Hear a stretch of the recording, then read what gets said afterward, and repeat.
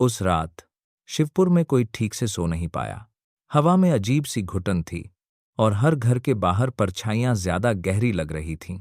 ऐसा लग रहा था जैसे अंधेरा अब सिर्फ रात तक सीमित नहीं रहा। रवि और अमन अपने कमरे में बैठे थे। खिड़की के बाहर स्ट्रीट लाइट बार बार झपक रही थी। हर बार अंधेरा होता तो दीवार पर एक साया उभर आता। अमन ने कांपती आवाज में कहा, रवि, क्या तुम्हें भी लग रहा है कोई हमें देख रहा है? रवि ने जवाब नहीं दिया। उसकी नजर जमीन पर पड़े एक कागज पर थी, वही कागज जो उसे सुबह अपने दरवाजे के बाहर मिला था। कागज पर लिखा था, अगर नील को बचाना है तो उस जगह आओ जहां परछाइयां जिंदा हैं।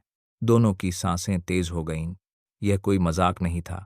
नील जिंदा था और कोई उन्हें बुला रहा था। आधी रात के बाद रवि और अमन चुपचाप घर से निकल पड़े। शहर सुनसान था, सिर्फ उनके कदमों की आवाज और दूर कहीं किसी के फुसफुसाने की ध्वनि। वे पुराने कारखाने के पास पहुंचे, वही जगह जहां कोई सालों से नहीं जाता था। दरवाजा आधा खुला था और अंदर से लाल रोशनी झलक रही थी। जैसे ही उन्होंने अंदर कदम रखा, दरवाजा अपने आप बंद हो गया। अंदर की हवा ठंडी नहीं, जमी हुई थी। दीवारों पर सैकड़ों परछाइयां हिल रही थीं, लेकिन कोई भी चीज उन्हें पैदा नहीं कर रही थी।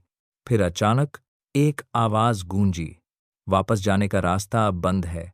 जमीन हिलने लगी, दीवार फटने लगी और उनके सामने एक दरवाजा उभर आया। वह कोई साधारण दरवाजा नहीं था।